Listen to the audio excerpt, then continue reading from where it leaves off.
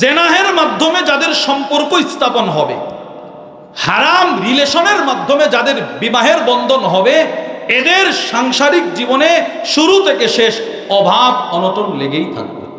নাউজুবিল্লাহ বলেন। ঝগড়া, ফাসাদ, অশান্তি লেগে থাকবে। এই অর্থটিকে সামনে রেখে বিখ্যাত লেখক আলেম আল্লামা মুহাম্মদ আলী ইবনে মুস্তাফা আত-তানতাবী রাহিমাহুল্লাহ, যাকে আমরা আলী তানতাবী নামে চিনি, ওনার একটা কিতাব আছে ফাতাওয়া আলী আত-তানতাবী। ওই কিতাবের মধ্যে তিনি লেখেন, লাউ আতাইতা মালা কারুন, পৃথিবীর কোন যুবক যদি কারুনের সম্পদ তার হাতে হস্তগত হয়, মনে করেন কোন যুবক কারুনের যে সম্পদ ছিল সবগুলো সে পাইছে। ইন্না কারুন কানা মিন কওমি মূসা ফাবাগা আলাইহিম ওয়া আতাইনাহু মিনাল কুনুজি মা ইন্না মাফাতিহাহু লাতানু বিল উসবাতি উলিল কুওয়া। আল্লাহ বলেন, কারুনরা আমি এই পরিমাণ সম্পদ দিয়েছিলাম, এই বেচারার সম্পদের গুডাউনের চাবিগুলো যারা নিত এদের কাঁধ বাঁকা হয়ে যেত। চাবি এত বড় বড় ছিল, এই পরিমাণ সম্পদ তারে আল্লাহ দিছে।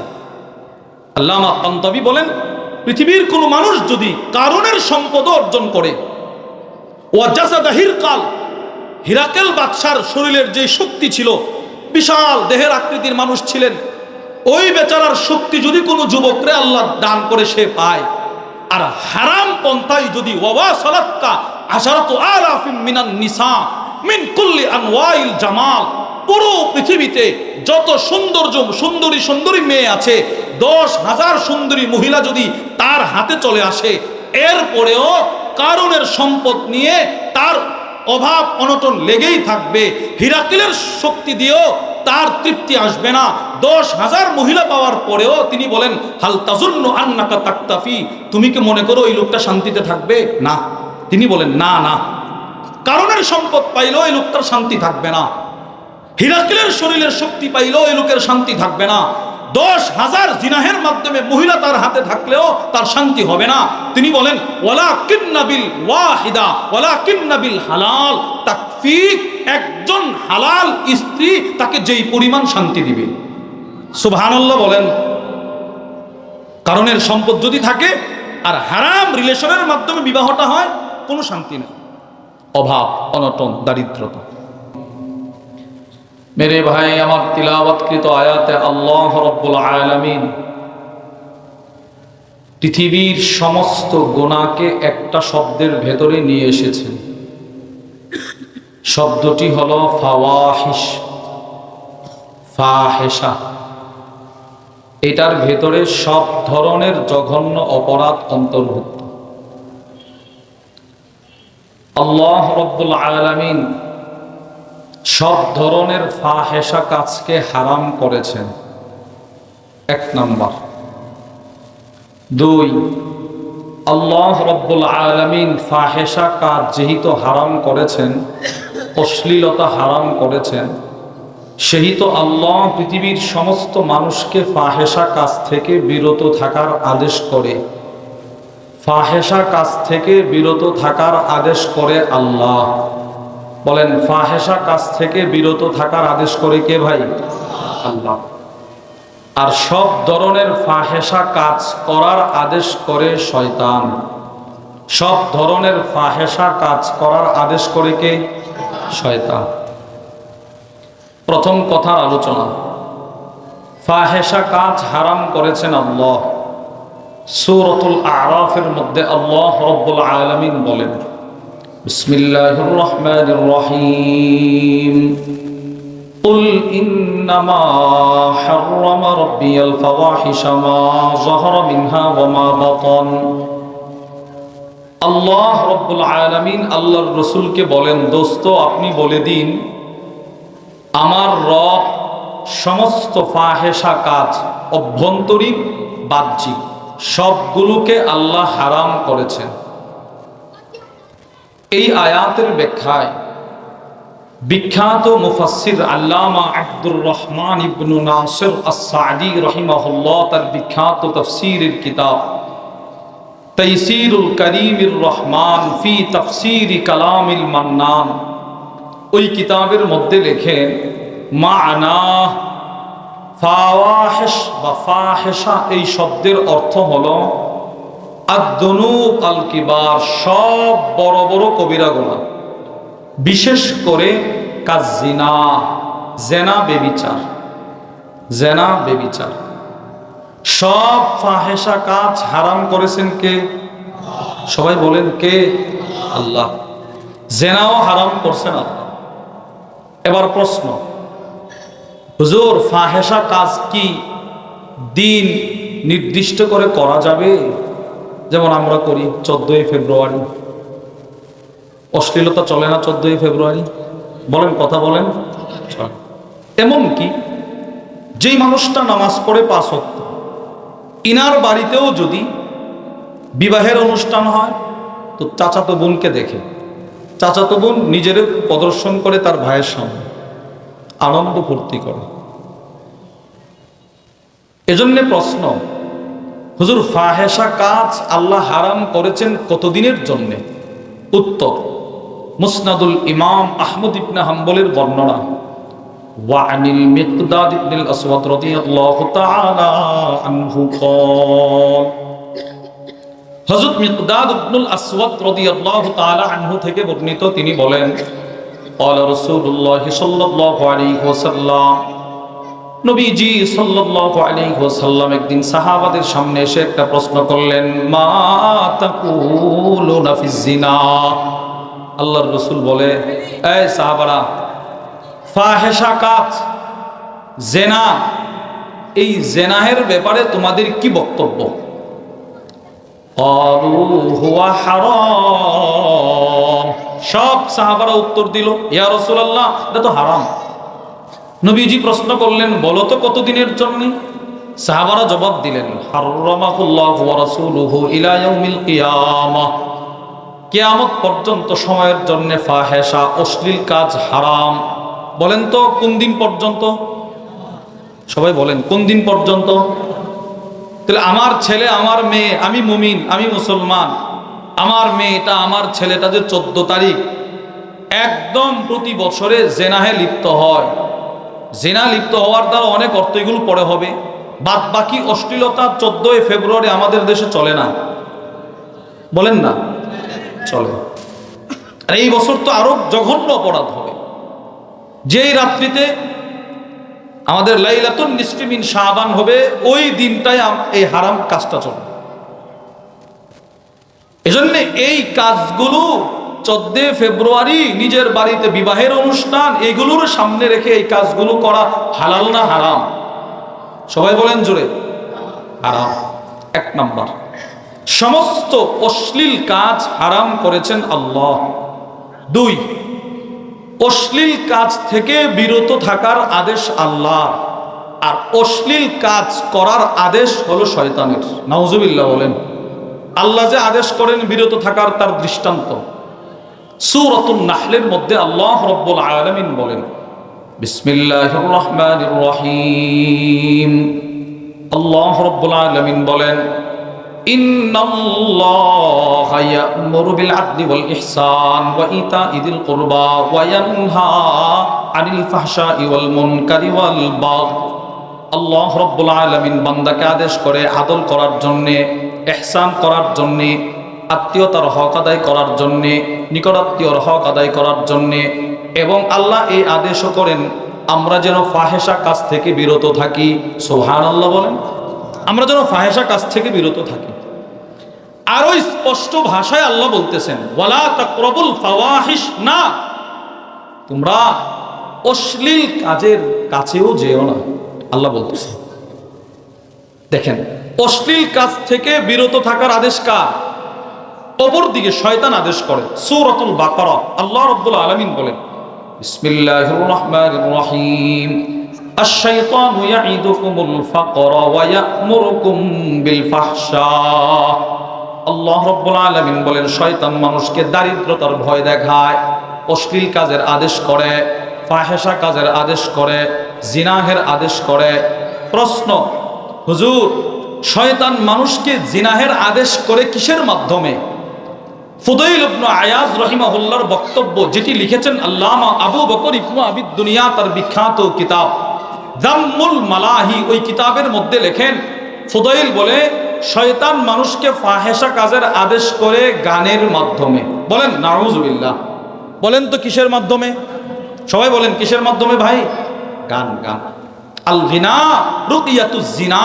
তিনি বলেন গান হলো জেনা, বেবিচার, অশ্লীল কাজের মন্ত্র। গান যে যত বেশি শুনবে তার জিন্দেগিতে অশ্লীল কাজে সে তত লিপ্ত হবে।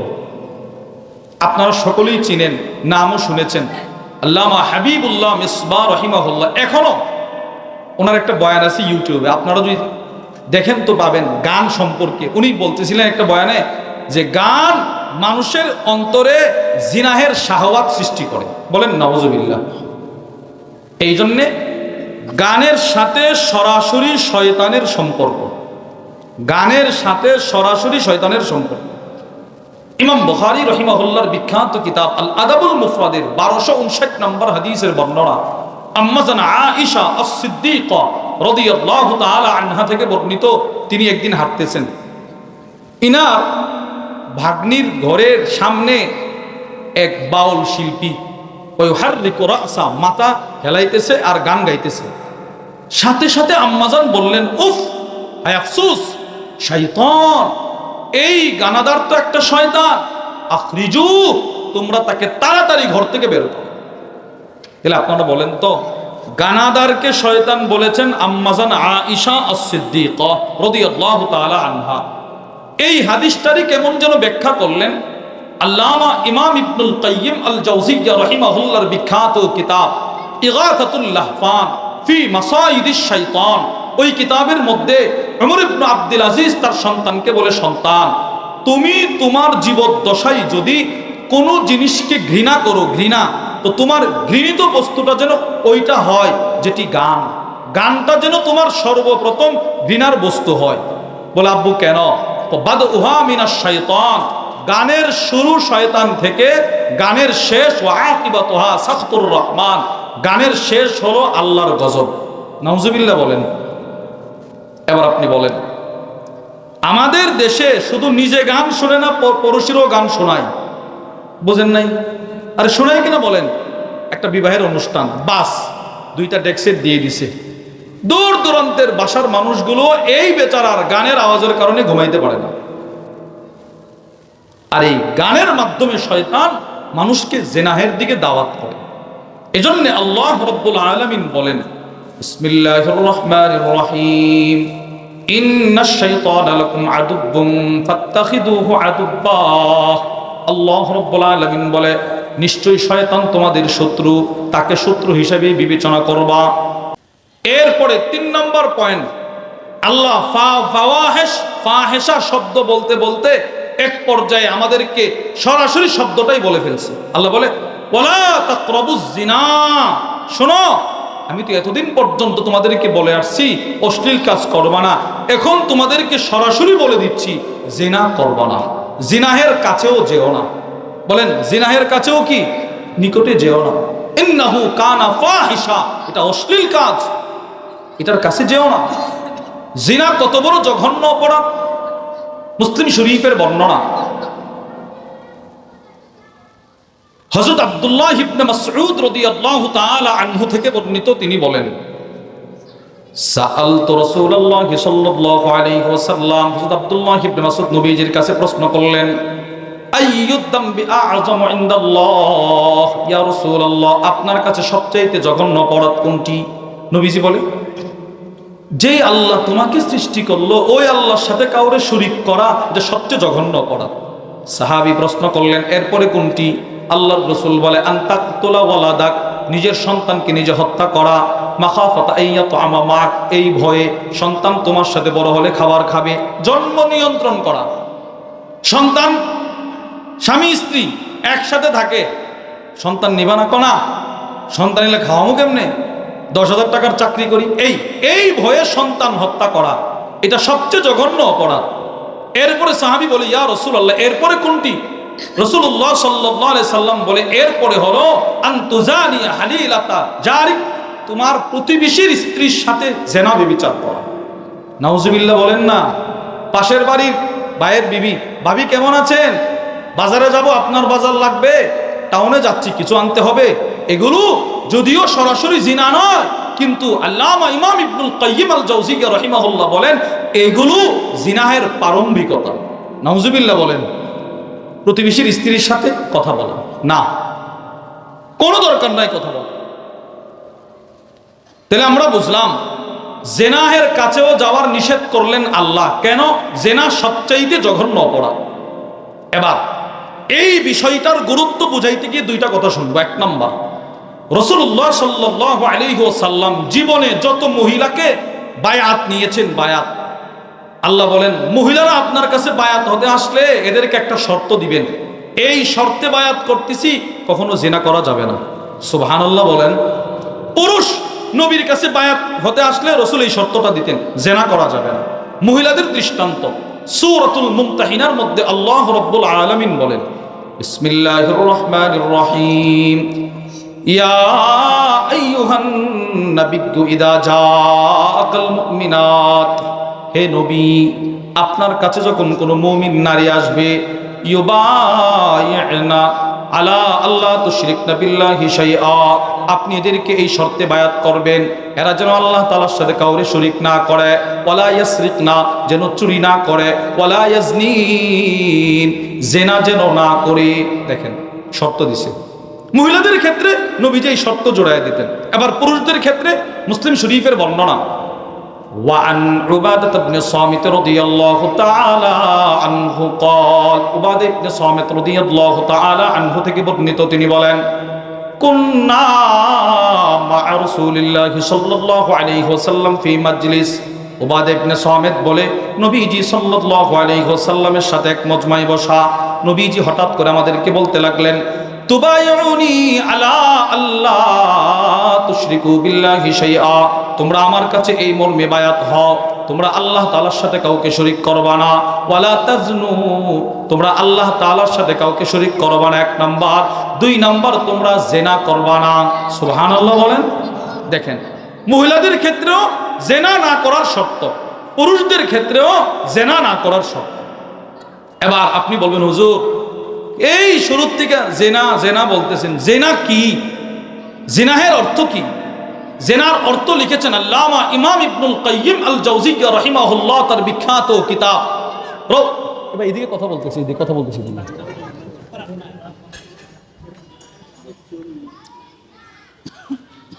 ইমাম ইবনুল কাইয়িম আল জাওজিয়্যিয়া রাহিমাহুল্লাহর বিখ্যাত কিতাব রাউদাতুল মুহিব্বিন ওয়া নুজহাতুল মুশতাকিন, ওই কিতাবের মধ্যে নিয়ে আসছে জেনাহের অর্থ তিনটি লিখছেন। তিনটি, বলেন কয়টি? সবাই বলেন কয়টি? এক নাম্বার, জিনাহের এক নাম্বার অর্থ হলো আদ্বৈত, সংকীর্ণতা, অভাব, অনটন, দারিদ্রতা। জেনাহের মাধ্যমে যাদের সম্পর্ক স্থাপন হবে, হারাম রিলেশনের মাধ্যমে যাদের বিবাহের বন্ধন হবে, এদের সাংসারিক জীবনে শুরু থেকে শেষ অভাব অনটন লেগেই থাকবে। নাউজুবিল্লাহ বলেন। ঝগড়া, ফাসাদ, অশান্তি লেগে থাকবে। এই অর্থটিকে সামনে রেখে বিখ্যাত লেখক আলেম আল্লামা মুহাম্মদ আলী ইবনে মুস্তাফা আত-তানতাবী রাহিমাহুল্লাহ, যাকে আমরা আলী তানতাবী নামে চিনি, ওনার একটা কিতাব আছে ফাতাওয়া আলী আত-তানতাবী। ওই কিতাবের মধ্যে তিনি লেখেন, লাউ আতাইতা মালা কারুন, পৃথিবীর কোন যুবক যদি কারুনের সম্পদ তার হাতে হস্তগত হয়, মনে করেন কোন যুবক কারুনের যে সম্পদ ছিল সবগুলো সে পাইছে। ইন্না কারুন কানা মিন কওমি মূসা ফাবাগা আলাইহিম ওয়া আতাইনাহু মিনাল কুনুজি মা ইন্না মাফাতিহাহু লাতানু বিল উসবাতি উলিল কুওয়া। আল্লাহ বলেন কারুনরা আমি এই পরিমাণ সম্পদ দিয়েছিলাম, এই বেচারার সম্পদের গুডাউনের চাবিগুলো যারা নিত এদের কাঁধ বাঁকা হয়ে যেত। চাবি এত বড় বড় ছিল, এই পরিমাণ সম্পদ তারে আল্লাহ দিছে। আল্লামা তানতাবী বলেন পৃথিবীর কোন মানুষ যদি কারুনের সম্পদ অর্জন করে, ওয়াজাসাদা হিরকাল, হিরাকেল বাদশার শরীরের যে শক্তি ছিল, বিশাল দেহের আকৃতির মানুষ ছিলেন, ওই বেচারার শক্তি যদি কোনো যুবকরে আল্লাহ দান করে সে পায়, আর হারাম পন্থায় যদি ওয়াসালাতকা আশারাতু আলাফিন মিনান নিসা মিন কুল্লি আনওয়াইল জামাল, পুরো পৃথিবীতে যত সুন্দরী সুন্দরী মেয়ে আছে, 10,000 সুন্দরী মহিলা যদি তার হাতে চলে আসে, এরপরেও কারুনের সম্পদ নিয়ে তার অভাব অনটন লেগেই থাকবে। হিরাকিলের শক্তি দিয়েও তার তৃপ্তি আসবে না। 10,000 মহিলা পাওয়ার পরেও তিনি বলেন, হাল তাজুন্নু আন্নাকা তাকতাফি, তুমি কি মনে করো ওই লোকটা শান্তিতে থাকবে? না। তিনি বলেন না না, কারণের সম্পদ পাইলেও এই লোকটার শান্তি থাকবে না। হিরাকিলের শরীরের শক্তি পাইলেও এই লোকের শান্তি থাকবে না। 10,000 জিনাহের মাধ্যমে মহিলা তার হাতে থাকলেও তার শান্তি হবে না। তিনি বলেন ওয়ালাকিন্না বিল ওয়াহিদা ওয়ালাকিন্না বিল হালাল তাকফিক, একজন হালাল স্ত্রী তাকে যেই পরিমাণ শান্তি দিবে। সুবহানাল্লাহ বলেন। কারণের সম্পদ যদি থাকে আর হারাম রিলেশনের মাধ্যমে বিবাহটা হয়, কোনো শান্তি নেই, অভাব অনটন দারিদ্রতা। তাহলে 1 নম্বর জিনাহের অর্থ হলো সংকীর্ণতা। বলেন কি? সবাই বলেন, বলেন কি? বলেন তো 1 নম্বর জিনাহের অর্থ কি? বলেন দারিদ্রতা, বলেন, বলেন অভাব, বলে না সবাই, বলে না, বলেন তো জিনার অর্থ কি? বলেন অভাব অনটন দারিদ্রতা, 1 নম্বর। 2, ইমাম ইবনুল কাইয়িম আল জাওজিয়্যা রাহিমাহুল্লাহ তার বিখ্যাত কিতাব রাউদাতুল মুহিব্বিন ওয়া নুজহাতুল মুশতাকিন, ওই কিতাবের মধ্যে লেখেন জিনাহের দ্বিতীয় অর্থ হলো আয-জিনা ইউতলাক আলা মা দুনা মুবাশারাতিল মারআতিল আজনবিয়্যা মিন গায়রি আকদিন শারঈয়্যিন। শরীয়তে ইসলামের দৃষ্টিতে বিবাহ যেইভাবে হয় সেইভাবে বিবাহ হওয়া ছাড়া কোনো পুরুষ মহিলার মেলামেশা, অতি ছাড়া, স্পর্শ করা, দেখা, কথা বলা, এটা জিনা। এই জন্যে রাসূলুল্লাহ সাল্লাল্লাহু আলাইহি ওয়াসাল্লাম সাহাবী নবীর কাছে এসে বলে, ইয়া রাসূলুল্লাহ, আমার একটা আশ্রয় প্রার্থনার দোয়া শেখায় দেন। নবীজি বলে, তুমি দোয়া করবা, আল্লাহ চোখের খারাপি থেকে, কানের খারাপি থেকে আমি আপনার কাছে আশ্রয় চাই। সুবহানাল্লাহ বলেন। তিরমিজির বর্ণনা, ওয়া আন শাকাল ইবনে হুমাইদ রাদিয়াল্লাহু তাআলা আনহু ক্বাল, হযরত শাকাল ইবনে হুমাইদ থেকে বর্ণিত, তিনি বলেন, আমি রাসূলুল্লাহ কুলতু ইয়া রাসূল আতাইতু রাসূলুল্লাহ সাল্লাল্লাহু আলাইহি ওয়াসাল্লাম, আমি নবীজির কাছে আসলাম। ফাকুলতু ইয়া রাসূলুল্লাহ, আমি আল্লাহর রাসূলের কাছে এসে বললাম, ইয়া রাসূলুল্লাহ, কি? আল্লিমনি তাআব্বুদান আতাআব্বাদু বিহি, আমাকে এমন একটা আশ্রয়ের প্রার্থনা শেখায় দেন যেটা দিয়ে আমি আল্লাহর কাছে আশ্রয় চাইব। এবার সাহাবী বলে, ফা আখাযা বিকাতিফি, নবীজি আমার কাঁধে এভাবে ধরছে, আমরা যেমন বন্ধুরে বন্ধু ধরি এইভাবে রাসূল ধরছে। দিনা বলে, কুল, তুমি এই দোয়া পড়বা, আল্লাহুম্মা ইন্নী আউযু বিকা মিন শাররি সামঈ ওয়া মিন শাররি বাসরি ওয়া মিন শাররি লিসানি। আল্লাহ, আমি আমার কানের অনিষ্টতা থেকে, আমি আমার চোখের কুদৃষ্টি থেকে, আমি আমার জবানের কুদৃষ্টি থেকে আপনার কাছে আশ্রয় চাই।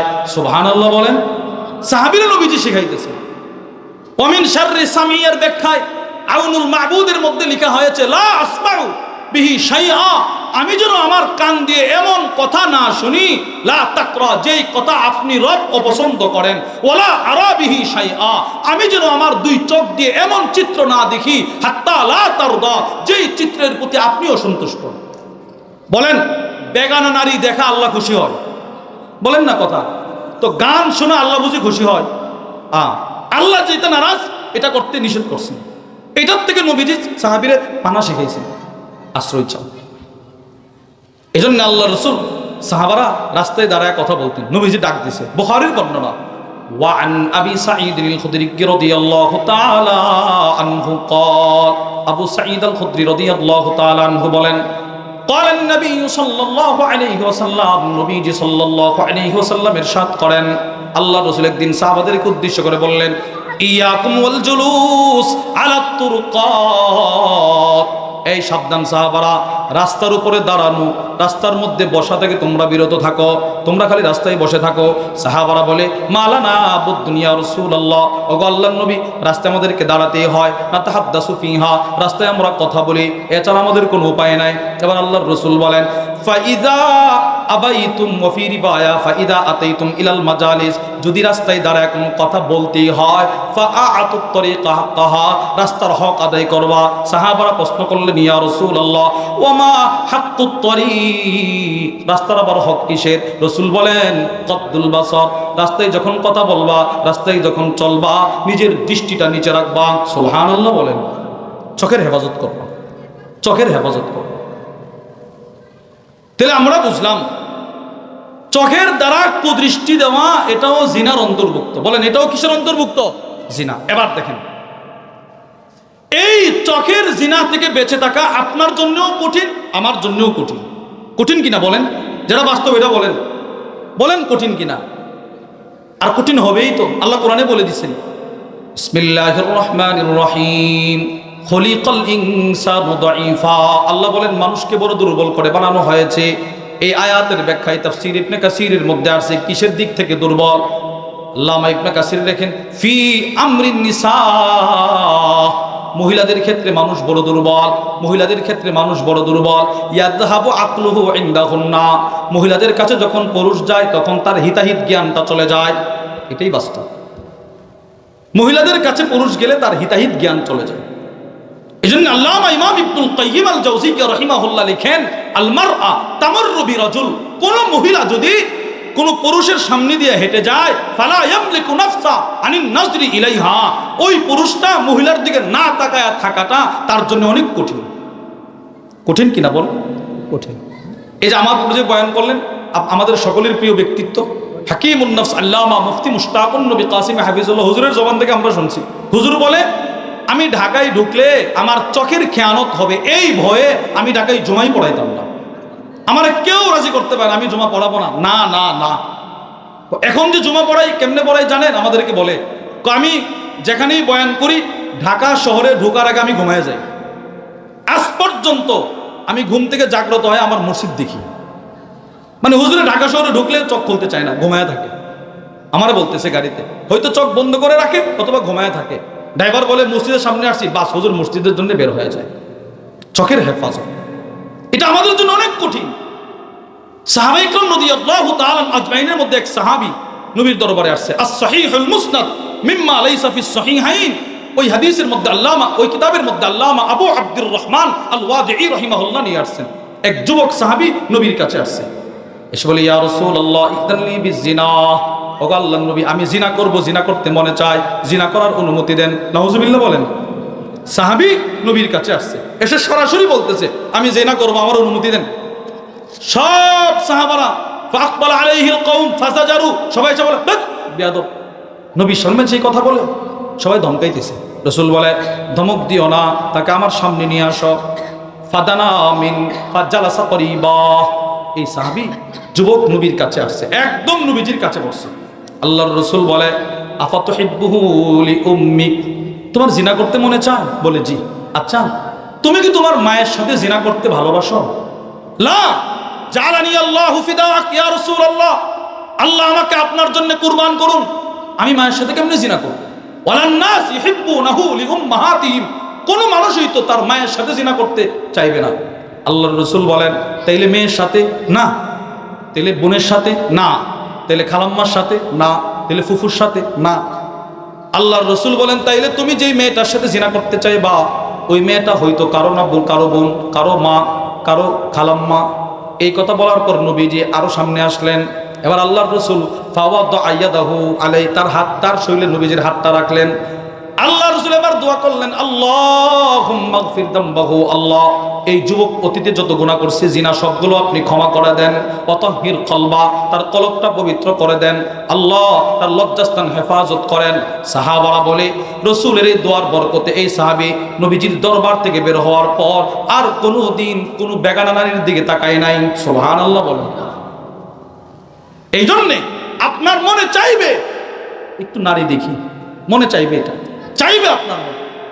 এই হালত হইলে সাহাবারা শিখাই গেছেন কোনো না কোনো আল্লাহওয়ালা বুজুর্গ মুরব্বীর কাছে যাওয়া, হুজুর আমার দিলের হালত এইটা, খালি মহিলা দেখতে চাই, কি করব? তো হুজুর আপনাকে চিকিৎসা করে দিব, বুঝেন না? মুরব্বী চিকিৎসা করো, আল্লাহওয়ালা বুজুর্গ আপনাকে চিকিৎসা না, এগুলো করো না। এরপরেও যদি অতীতে জিনা হয়ে যায়, বেগানা নারী দেখেছি, এটার জন্য আল্লাহর কাছে তওবা করা। তওবা করলে অতীতের গুনাহটাই আপনার জান্নাতে যাওয়ার কারণ হয়ে যাবে। আল্লামা ইমাম ইবনুল কাইয়িম আল জাওজিয়্যিহ রাহিমাহুল্লাহ একটা কিতাব আছে, আল ওয়াবিলুস সাইয়্যিব ওয়া রাফিউল কালিমিত তাইয়্যিব। ওই কিতাবের মধ্যে আছে মানুষের অনেক গুনাহ তার জান্নাতে যাওয়ার কারণ হয়ে যায়। কোন সেই গুনাহ? যেই গুনাহটা করছে, করার পরে দিলে একটা ধাক্কা লাগছে, কি করলাম রে, এমন একটা তওবা করছে, এই গুনাহটাই সওয়াবে পরিপূর্ণ হয়ে রূপান্তরিত হয়ে জান্নাতের ওয়াসিতা হয়ে গেছে। একটা হাদিস শোনায় শেষ করে দিচ্ছি, মুসলিম শরীফের বর্ণনা, সকলে আপনারা জানেন। মাইজ আসলামী নামে এক সাহাবী নবীর দরবারে আসছে। ক্বালা ইয়া রাসূলুল্লাহ তাহহিরনি, এসে বলি ইয়া রাসূলুল্লাহ আমারে পবিত্র করেন। নবীজি বলে যাও, আস্তাগফিরিল্লাহ ওয়া তুব ইলাই, আল্লাহর কাছে ক্ষমা চাও, আল্লাহর কাছে তওবা করো, যাও বেটা। সাহাবী নবীজির দমক খায়া রাসূলের দরবার থেকে বের হইছে। ফারাজা গায়রা বাঈদিন সুম্মা জাআ, অল্প কিছু দূর যাওয়ার পর আবার নবীর কাছে আসছে। এসে বলতে লাগলেন ইয়া রাসূলুল্লাহ তাহহিরনি, আমাকে পবিত্র করুন। নবীজি আবার ধমক দিলেন যাও। সাহাবী আবার ধমক খায়া বাহির হয়ে গেল। ফারাজা গায়রা বাঈদিন সুম্মা জাআ, অল্প কিছু দূর যাওয়ার পর সাহাবী আবার নবীর কাছে আসলো। এসে বলি ইয়া রাসূলুল্লাহ আমাকে পবিত্র করুন। নবীজি বলে যাও বেটা। তৃতীয়বারও চলে গেল। এবার চতুর্থবার আবার নবীর দরবারে আসলো। আল্লাহর রাসূল বললেন ফিমা উতাহিরুক, এই বেটা তোমাকে কোন গুনাহ থেকে আমি পবিত্র করব? কি অপরাধ করছো তুমি? সাহাবী বলে মিনাজ জিনা, জেনা করছি, জেনা। ওগো নবীজি, জেনাহের মতো জঘন্য অপরাধটা করে ফেললাম। আল্লাহর রাসূল বললেন আবিহি জুনুন, ও সাহাবারা, আমার মনে হয় এই সাহাবীটা পাগল হয়ে গেল। সে পাগল হয়ে গেল কিনা? বা উখবিরু আন্নাহু লাইসা বিমাজনুন, উপস্থিত সাহাবারা বলে না ইয়া রাসূলুল্লাহ, সে পাগল হয় নাই, সুস্থ মস্তিষ্কের মানুষ। আল্লাহর রাসূল বলেন তাইলে বোধহয় আশারিবা খামরা, মদ পান করছে। নবীজি চাইতেছে সেটা প্রকাশ না করো। আমি যেই পরিমাণ গুনাহ করছি যদি আপনারা দেখতেন এখানে বসাইতেন না। আমরা এক একজন এক এক সেক্টর থেকে যেই গুনাহ করছি এগুলো দেখলে একজন আরেকজনের সাথে বসতাম না। বলেন বাস্তব না বাস্তব? যেই রব আপনার গুনাহগুলোকে আজকে পর্যন্ত ঢেকে রেখেছেন, এই রবের চাহিদা হলো, চাহাত হলো আপনি ওই রবের কাছে ক্ষমা চান, তিনি ক্ষমা করে দিবেন। নবীজি চাইতেছে সেইগুলো প্রকাশ না করো। সে হয়তো কোনো গুনাহ করছে, সে আল্লাহর কাছে ক্ষমা চায়, কিন্তু না, এই সাহাবী বারবার নবীর কাছে দৌড়ায় আসে। আল্লাহর রাসূল বললেন বুধি মদ পান করছে। ফাকামা রাজুলুন, এক সাহাবী দাঁড়াইলো। ফাস্তানকাহু, আয়েশা এই সাহাবীর মুখের কাছে নাক দিয়া ঘ্রাণ নিছে। ফালাম ইয়াজিদ মিনহু রিহা খামরিন, দেখলো না মদের দুর্গন্ধ নাই। আল্লাহর নবীরে বলে মদও পান করে নাই। এবার আল্লাহর রাসূল ফামারা ফারুজিমা, রাসূল আদেশ করলেন তাকে পাথরের দ্বারা আঘাত করো। পাথরের আঘাতে আঘাতে এই সাহাবীকে মেরে ফেলাও। তিনি ইন্তেকাল করলেন, তার মৃত্যু হয়ে গেল। তার মৃত্যুর পর ফাকানান নাসু ফিহি ফিরকাতাইন, সব সাহাবারা দুই ভাগে বিভক্ত হয়ে গেল। একদল সাহাবী বলে লোকটা লাকাদ হালাকা, তার গুনাহ তারে ধ্বংস করে দিল। আর একদল সাহাবী বলে না না, মা তাওবা মা আফদাল মিন তাওবাতি মাইজ, মাইজের তাওবার চাইতে দামি তাওবা পৃথিবীতে হতে পারে না। একদল বলে জাহান্নামে চলে গেছে, আর একদল বলে জান্নাতি হয়ে গেল। ফালাবিসু যালিকা ইয়াউমাইন, এইভাবে একদিন, দুই দিন, তিন দিন কেটে গেল। একদল বলে জান্নাতি, আর একদল বলে জাহান্নামী। আল্লাহর রাসূল 3 দিন পরে নবীজি সাহাবাদের মজমা এসে বলতে লাগলেন এই সাহাবারা কিসের হট্টগোল শোনা যায়? সাহাবারা বলে নবী গো, একদল বলে এই সাহাবী যে জিনা করলো সে নাকি জাহান্নামে গেল, আর একদল সাহাবী বলে জান্নাতি হয়ে গেল। আল্লাহর রাসূল বলে সাহাবারা রে লাকাদ তাবা তাওবা, সে এমন একটা তওবা করেছে, তার তওবাটা যদি গোটা উম্মতের মানুষকে বন্টন করে দেওয়া হয়, গোটা উম্মতের মানুষ এক সাহাবীর তওবার দ্বারা জান্নাতে যাওয়ার জন্য যথেষ্ট। সুবহানাল্লাহ। এই জন্যে আমি কি পরিমাণ গুনাহ করলাম, আপনি কি পরিমাণ গুনাহ করলেন আমরা জানি কিনা বলেন? এইগুলোর জন্য আল্লাহর কাছে চাওয়া, আল্লাহর কাছে ক্ষমা চাওয়া। আল্লাহর রাসূল বুঝাইলেন, আল্লাহ তাআলাও বললেন ওয়া মান ইয়ামাল সুআন আও ইয়াজলিম নাফসা সুম্মা ইস্তাগফিরিল্লাহ ইয়াজিদিল্লাহু গফুরুর রহিমা, কেউ যদি খারাপ কাজ করে আল্লাহ তাআলার কাছে ক্ষমা চায়, আল্লাহ তাকে ক্ষমা করে দিবেন। তাহলে আমরা সর্বপ্রকারের ফাহেশা কাজ থেকে আল্লাহ তাআলার কাছে ক্ষমা চাইবো তো ইনশাআল্লাহ? বলেন ইনশাআল্লাহ। আল্লাহ আমাদের সকলকে, আমাদের পরিবার পরিজনকে, আমাদের আহলে ইয়ালকে, আমাদের মুহিব্বিন মুতাআল্লিকিনদেরকে, আমাদের যারা হিতাকাঙ্ক্ষী এদেরকে আল্লাহ তাআলা ফাহেশা কাজ থেকে দূরে থাকার মতো জীবন গঠন করার তৌফিক দান করেন। ওমা আলাইনা ইল্লাল বালাগ। সুবহান রাব্বিকা।